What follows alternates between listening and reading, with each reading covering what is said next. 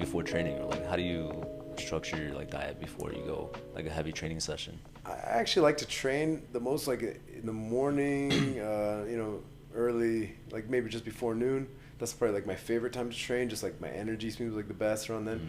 So I've kind of trained myself to like eat something in the morning that I'm gonna feel good when, like I said, somebody's pushing their knee into my stomach, or I really need to escape, or I'm already tired. And it seems like when you get tired and you're breathing really hard, the food inside you makes a bigger effect. I don't know if you guys have experienced that. Oh yeah, For me, that sucks. yeah, Mexican food is everywhere in San Diego, right? So if I go eat Mexican, and especially if I put like spicy stuff on it, it doesn't affect everyone, I don't think, but I feel this for sure. Like if I eat spicy food and I go train in general, and then I start breathing hard in my training, I feel it like, I don't know if it's heartburn. It's definitely up my esophagus, and just like, and it doesn't feel good. I almost don't want to even go through it. It's just uncomfortable.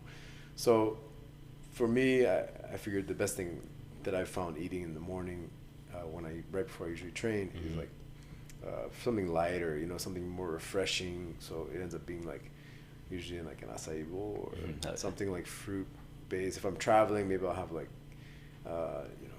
yogurt, or maybe oatmeal would be like the more heavy side of things. But I feel like if I eat a big, American breakfast where it's like pancakes, eggs, toast and all this, like kind of savory foods, doesn't seem to like sit so well for me if I go train, an hour later or something like that. Whereas if I eat, something like something refreshing like fruits or an acai bowl or something of that nature, it doesn't bother me. The food doesn't seem to bother me. I still feel light. I feel mobile, and I think that means a lot. Like if you're wanting to use your body, and the food inside you is like slowing you down, that's probably a sign that it doesn't have a good combination.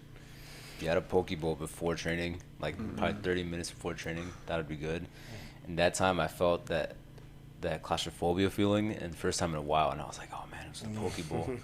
I was breathing hard, like you were saying. I was breathing hard. I'm like, dude, why am I breathing so hard? I'm like, it's the bowl. I felt sitting in you, yeah. I felt it here. I felt heavy. I felt like a ball. Yeah. Oh man, it's not good. I'm not doing that again.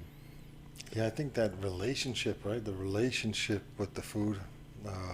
Your brother is pretty. He's got his take on the diet too. It seems like, right? He's always has some interesting recipes. He's very strict with what he eats. I know when he was staying here with us, he was the one guest that always had like his own kitchen. He would make. Food was so it was like a spiritual experience.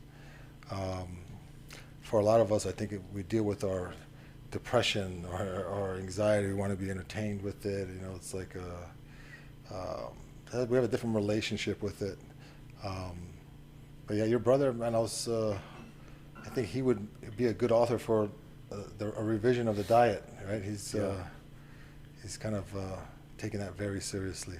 I have a big family, and I was thinking about this the other day. I just went camping with him a couple weeks ago in Joshua Tree in California, and I was thinking, man, like no one put this much work into the diet in our whole family since Carlos. Like Carlos was extremely into the diet, extremely into like the nutrition and what you're putting in your body, and how that you combine certain foods together, how that works, or using his body like a guinea pig. Let me eat this and go do something and then see how I feel. That's Helston, though. That's my brother, exactly. And I was thinking, like, who else in the family has like kind of continued that research and really dug into it?